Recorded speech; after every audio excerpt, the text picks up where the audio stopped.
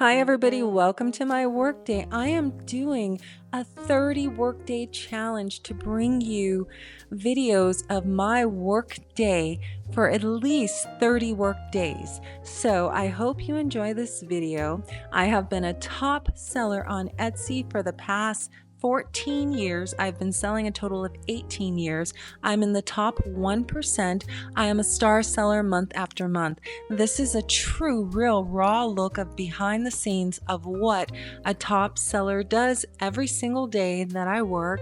I'm going to take you with me so you can see what it's really like to be an entrepreneur and to be a top seller on Etsy in the handmade division. We are in my work house. I don't have just a work room, I actually have a work house, so this whole place is dedicated just for me to work in. So welcome, my name is Elisa and I'm glad you've stopped by.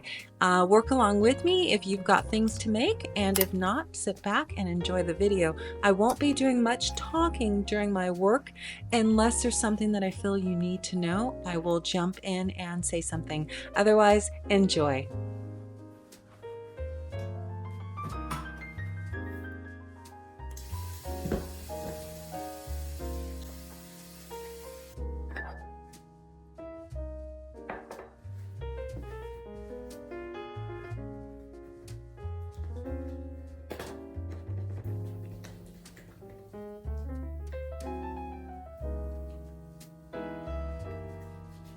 You can't have oils or lotions on your hands when you're making clothes.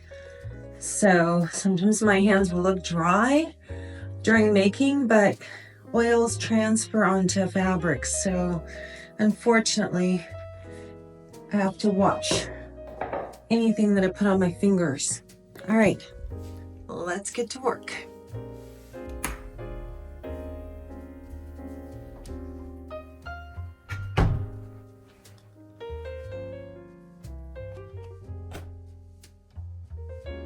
I moved out of the garage into my downstairs bedroom so that I could work. All right, let's get going for today. See what we've got.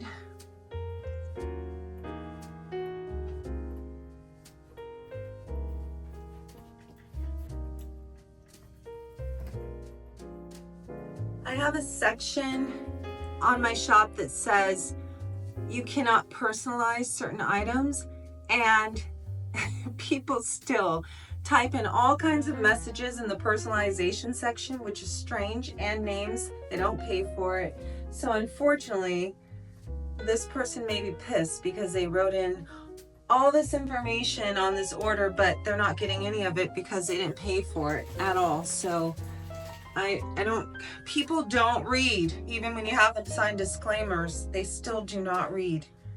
So I usually use the personalization box and put that they need to acknowledge that this does or doesn't come. Even when they type acknowledge, they still mark stuff in the box that doesn't come. So I don't know. So frustrating. People do not read.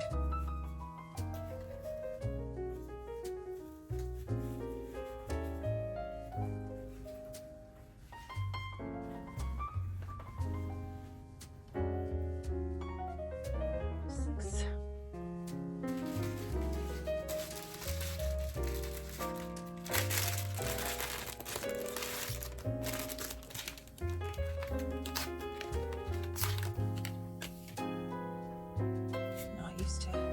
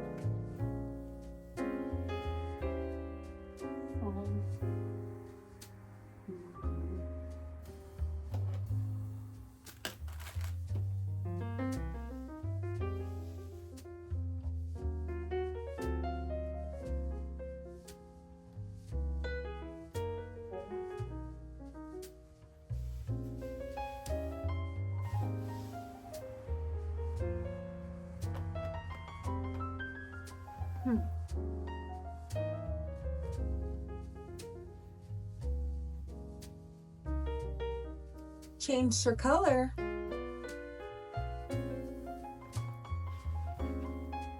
That's why it's nice to have your own stock in case customers want to change something. There was a note that she wanted a white or a black shirt, so although the picture was purple, we're going to change the shirt color for her now.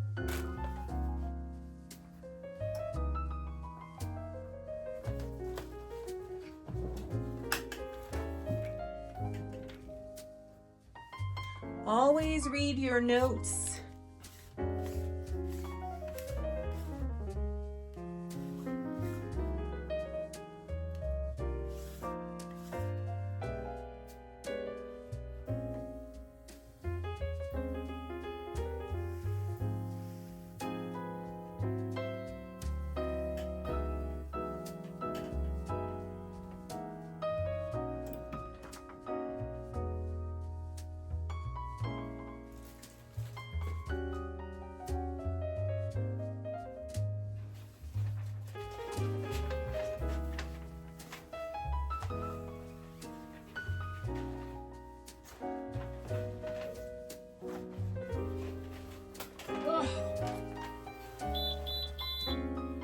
I'm pre-pressing the shirt to warm it up to get any moisture out of it. So that's what I'm doing here, is a pre-press. Now I'm going to find the design since I haven't filled my rolls yet.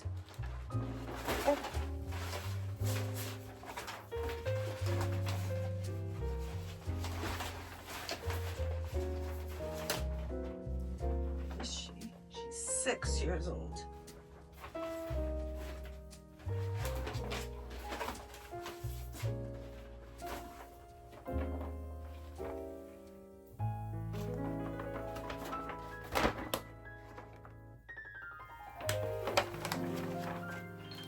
I like having my own equipment because I can make changes like that. I don't know about people who do POD. I don't know what kind of control you have over your orders, but I can change colors, I can change sizes. If something doesn't look right, I can always fix it. Although my equipment's pretty expensive, it's paid for itself 10 times over.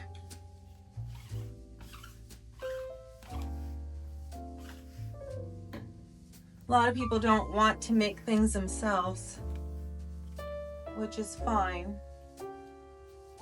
But I've just been doing it like this for so long. Okay. All right. I see a little speck here. Shirt.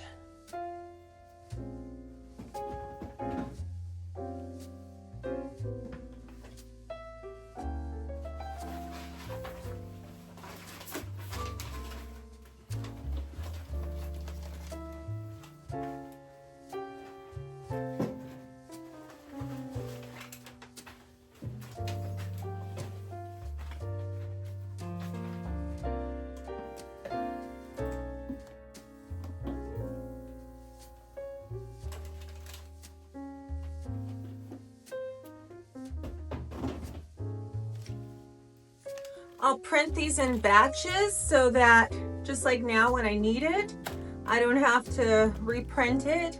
Usually if I print one, I'll go ahead and print a sheet of pre-done words. So that helps with production.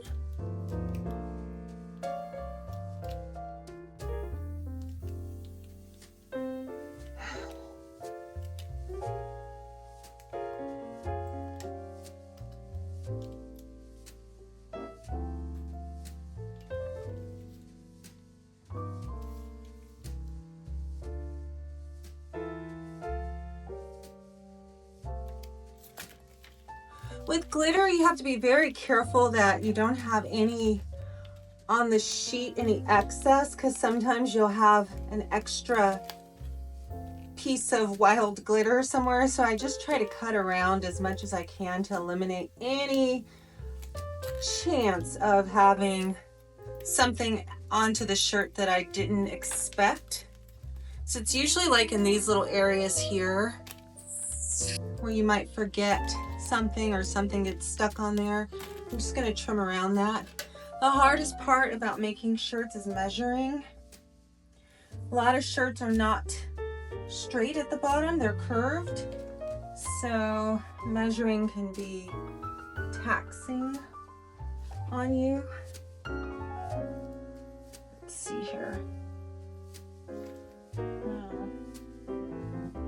Oh, see, there was a little piece right on the end there, and that would have ended up on the shirt. So I've got to get that off.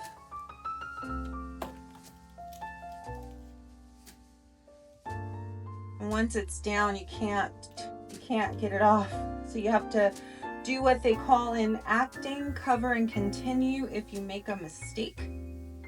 So you have to put like a little star or heart or something else, you know, to cover that boo-boo up, or a little diamond.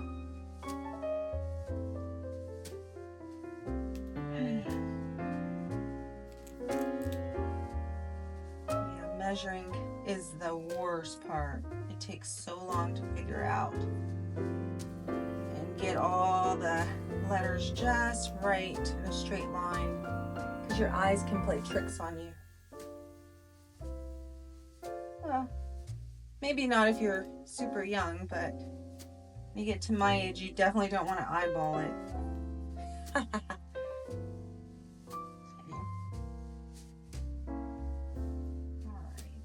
that looks good. Skate looks good. Now I've got to find some words. So first let me double check her name. I'm going to always double check her name and the spelling against what is on the computer. Victoria.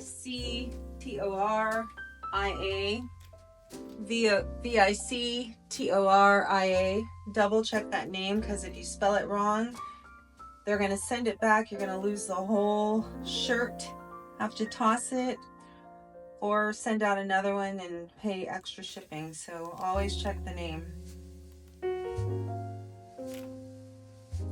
I measure from the ends of the last letter. I have 2.5 inches to the beginning of the V, which I have 3 1/4, so I need to move this over. It's not even. Now I've got, let's see, 2.5 and 3, still not right. Now I've got 2 3/4 and 2 3/4, and then I gotta go back and line it up after I've found the left to right measurements. Make sure that's straight. Some people turn their shirts upside down and measure. I don't do that. I find it harder for me. Everybody has their own method that you end up developing over a couple years of working on this stuff every day. This is just how I do it. It looks off to my eyes, but it could be that my glasses are crooked. All right, ruler says it's straight. Always lint roll to get anything off of your fabric that you don't want pressed down. If you have any kind of stains or marks, heat can press it in to where it gets even worse. So I'm gonna grab the wording that goes on this shirt.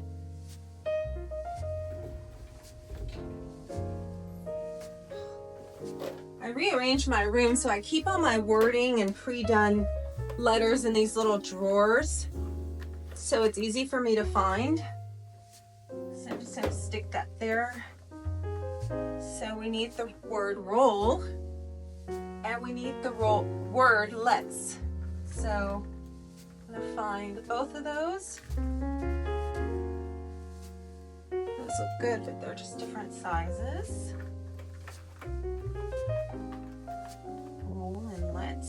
Let's and roll. Rolling. That's cute. Let's do that combination. Okay, so I've I've got the word let and I've got the word roll. You see my fingers are already getting ashy and dry, but I'm not going to add lotion to them because I don't want anything to get on the material. So if you watch my work with me videos and my hands always look icky and dry, that's because I'm working with tape and I'm working with my hands. Nobody said crafting was pretty, right? I'll be pretty when I'm not working, but right now the main thing is to get this outfit out and make it the best that I can. I don't worry about beauty standards, so sorry. Okay. Let's enroll. Okay.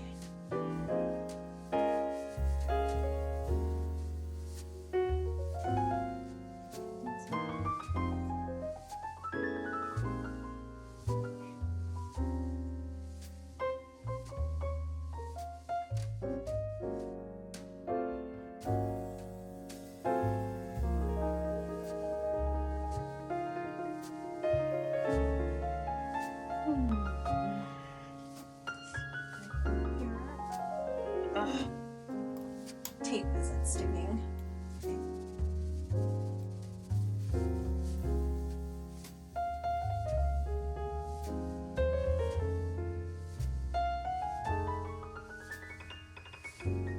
Okay. That looks pretty good. I've got a little spot on the shirt, so I'm gonna find a little star to cover it with, because there's a little piece of blue that's in the fabric. Sometimes that happens during manufacturing. I thought I saw some stars in here yesterday. Yeah, here they are. So I'm gonna take one of these tiny little stars and put it on this tiny little blue mark that I see on the shirt, because I don't want to toss the shirt, so just make it cute. All right. All right, now I'm going to double check the age of the child to make sure they're of the right age before I put it on here and press it down. She's 6 years old.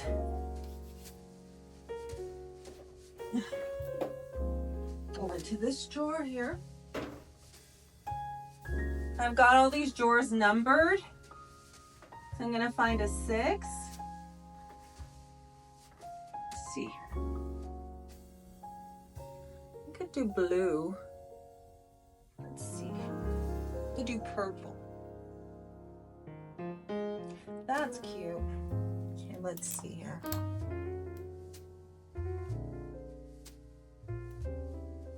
Okay. So I'm using heat tape right now. Heat tape holds down your design so it doesn't move around, and it's heat resistant. All right, and I think I need a couple more of those little stars. Oh, where did I stick them? Because one doesn't look good by itself. And that's the thing with making custom orders. You can kind of manipulate and change as needed if you need to. So it's always one of a kind regardless. Okay, that looks pretty cute. I got my skate in place. I'm gonna double check my measurements just before I press it, because once I press it, it's done. That is straight. I'm gonna measure it. I'm using the side of my heat press to guide the ruler. It has a little lip on it. I don't know if you can see that. So stops right there. Okay. Check her name. Her name looks a little bit off. Just don't know. Toria. Still a little. No, we're gonna go with it.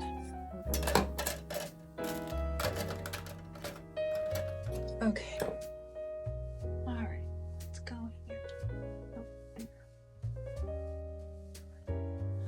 All right. Here goes nothing. Oh, that's not tight enough. All right.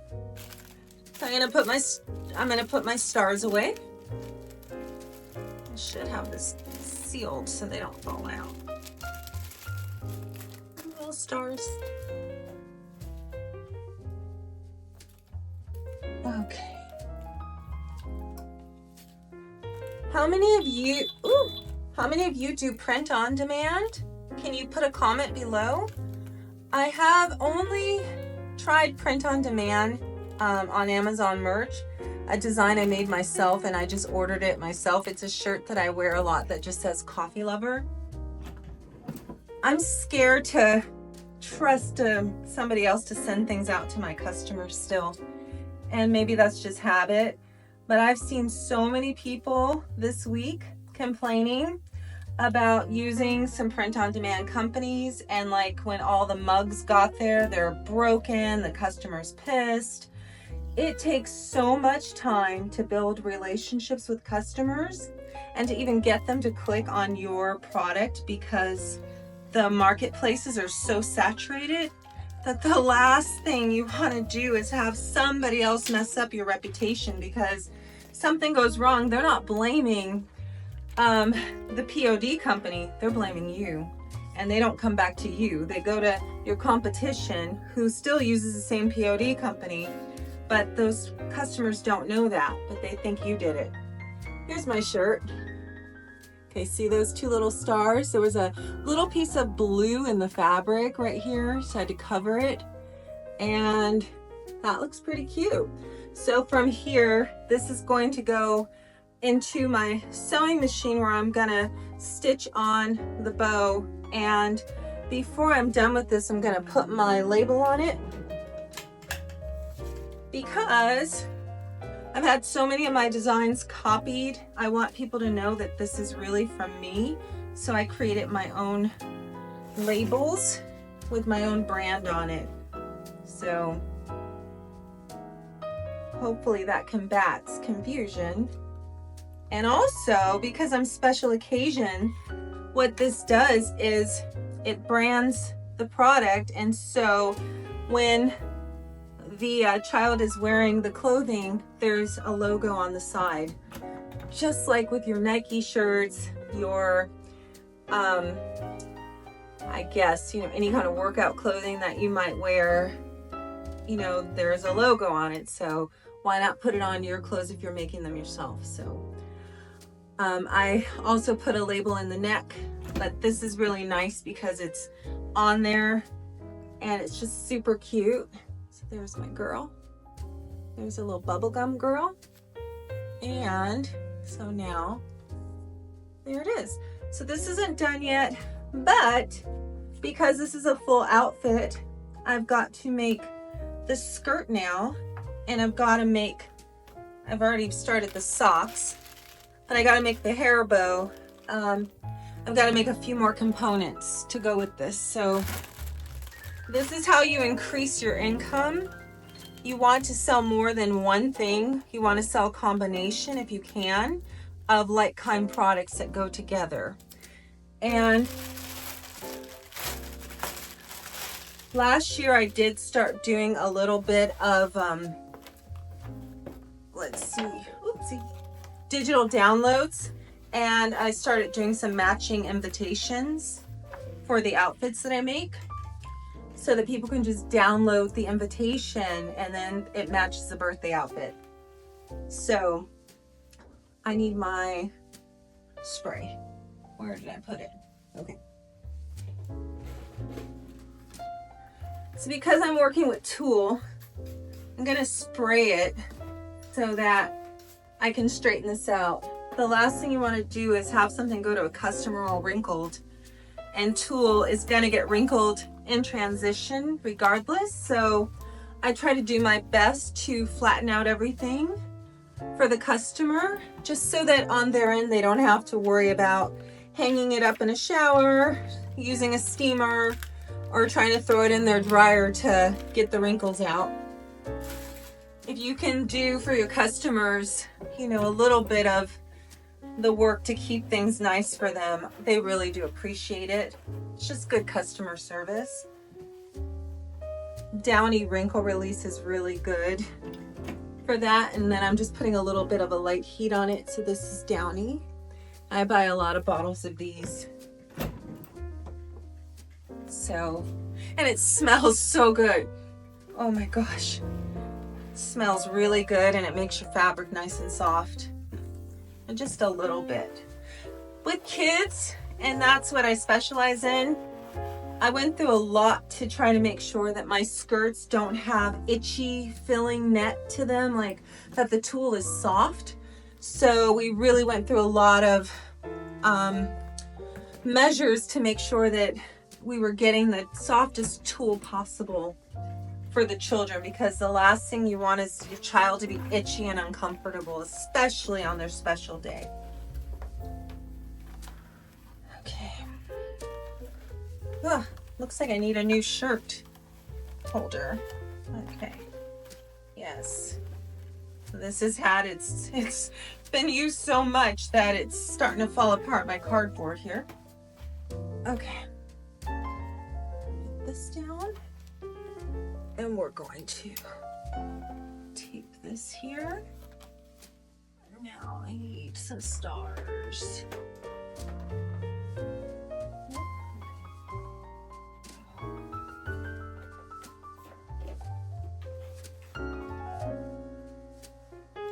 On these stars, I've got probably 80 drawers with these things in them. I make these extra little thingies on my cutter, which are like the elements, because as you can see, there's a lot of waste with your vinyl if you just, print a name and toss it. So this is really good to do if you have a vinyl cutter, is in the empty spaces, just make your elements. And that way you have your elements and you can use them for your accessories. So that's a good way to save on vinyl if you're using vinyl to make your designs. Try to use as much of the sheet as possible, efficiently as possible. So as you saw when I did those names, I printed out a sheet of stars, and I printed out a sheet of hearts and crowns.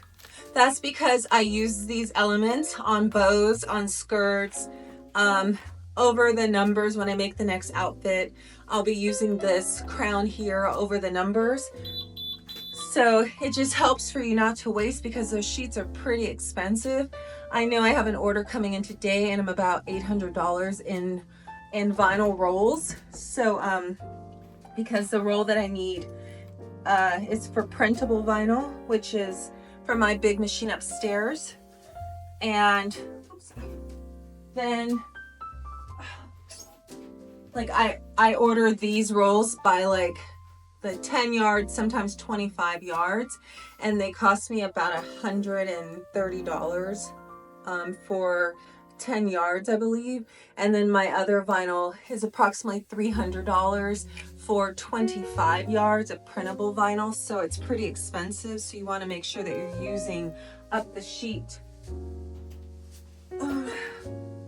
Okay, so we've got the skirt, we've got the shirt, and I'm gonna let this just sit here for a minute.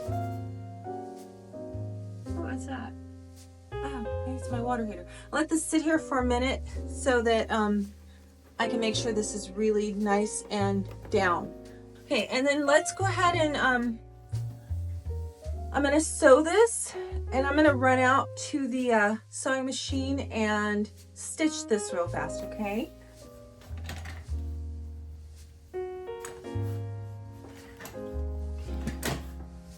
Can you see me? There you go. There you go. So I have double of everything everywhere. So I'm gonna pull out my other weeding stick, because we've got the socks. I've got the skirt. I got the shirt she didn't want, so I'm gonna put that back in my stock for the next customer. Got that. And we've got the shirt, okay? So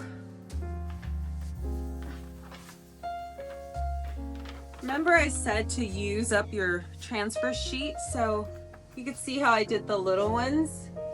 so that I have extra and I don't waste all that white. So this is a little waste here, but in between I put those. So now I'm going to use it for the accessory, which I've already used it for the socks. I've used it for the skirt. Now I'm going to use it for the bow. And that's how you use up your extra on your carrier sheets. Oh, is that for me? Oh, nope. Thought it was my UPS delivery for my sheets of vinyl that I need so bad. I need it. Let's push you back that way. Okay. I'm just going to take these off so I can throw these away. As you see my big pile in there, I need to weed these. Usually I let my teenage kid do it for me, but he's busy with finals, so I'll pay him like a couple bucks an hour to take all these off the sheets for me and put them in my book. And if you don't know what my book is, it's like the Devil Wears Prada book where she needs that book every night. I have a book with all my designs in it that I featured in one of these videos showing all of my designs in my binder. So now this can go in the garbage. All right, let's get sewing.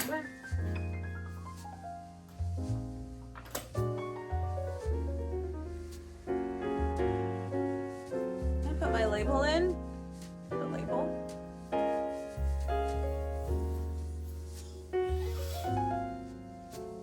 Dusty over here.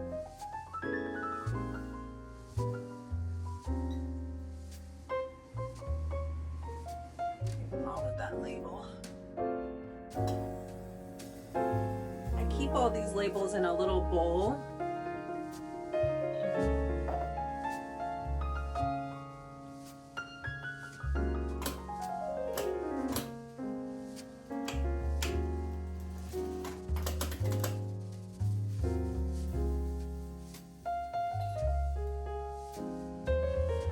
Here I just have scissors for clothing only. I have other scissors for like my carrier sheets, but these scissors specifically are just for the clothing because once you cut anything else with the scissors, they're done. They get dull and they start to nick all your stuff, so you have to have your scissors separated from general purposes to, you know, specific. Because if not, when you go to cut your ribbon, you'll, I guess, like nick it and then it frays and then it starts unraveling. So, let's see here. I'm so weird. I have all these bows, but I go through like tons of them to find the right one. It's almost like it has to be perfect for this person here. And I have to keep digging through them to find the perfect one for them. I don't know why or what the perfect one for them is, but to me, if it doesn't feel right, it's not perfect for the customer. So I just keep digging until it feels right. All right, let's see here.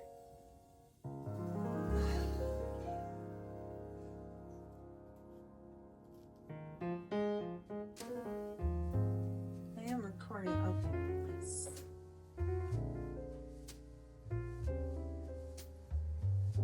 I don't like this bow. See, and now I don't like the bow. So what I'm going to do is I'm going to use this for the accessory so I can manipulate it a little bit more.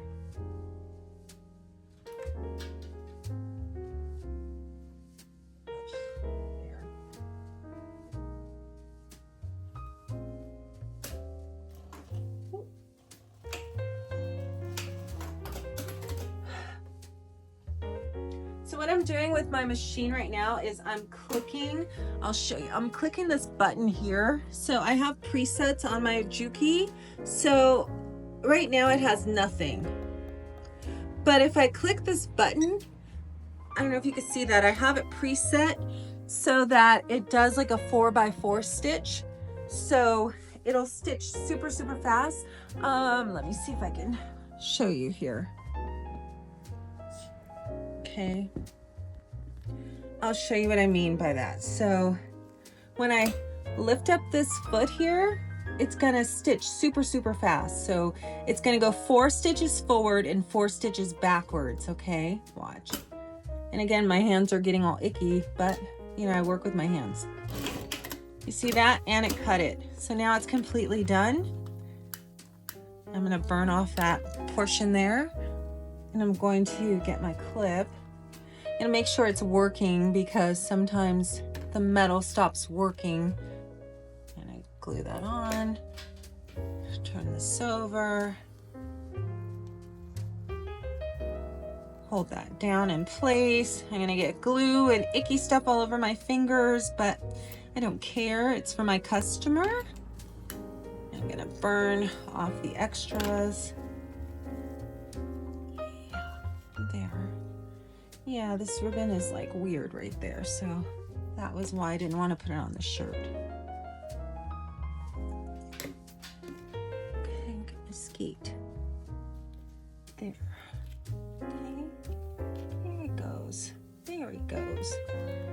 You have to make sure you get the right glue for everything you do. You can't just buy anything. You have to test it, try it, make sure it works and it holds down your elements. There's different temperatures, different high, low temp. There's all kinds of things that you have to make sure of before you make sure that something's going to work for your craft. It's a lot of trial and error, but you want to make sure that you're doing a really good job so you get repeat customers. So I'm burning the ribbon to make sure that it doesn't fray. If you don't burn it, it'll ravel and then it'll look really ugly, and customer will not like that. See, that looks a little long too. My scissors are doling. Okay. All right, so we've got the bow done. We've got the socks done, and now I'm gonna do the shirt. I'm gonna put this back over here because I need a little room. Up she goes, up she goes. Can you see there? Okay.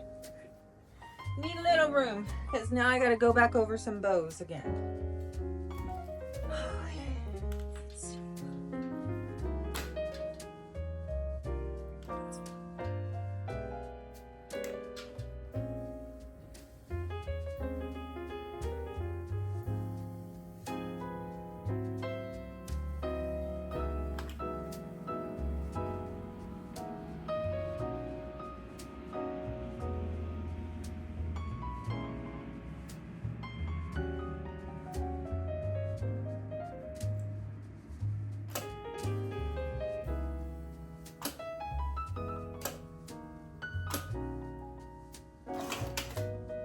One and done.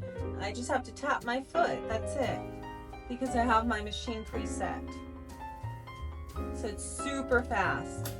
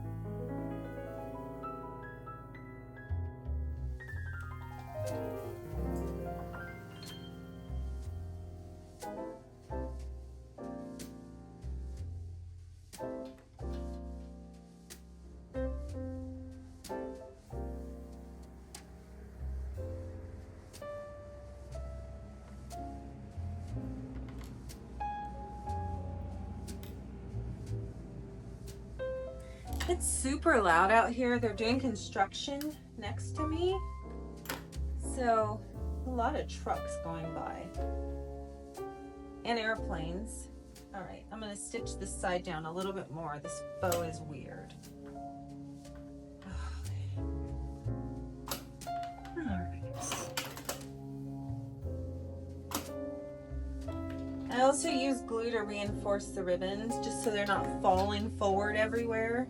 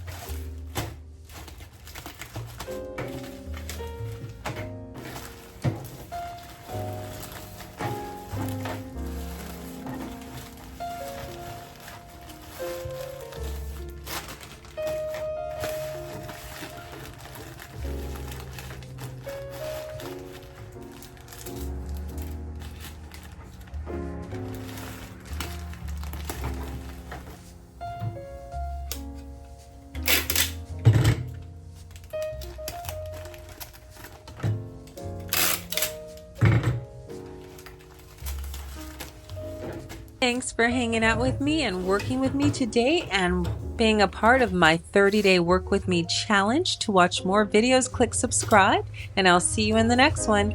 Bye!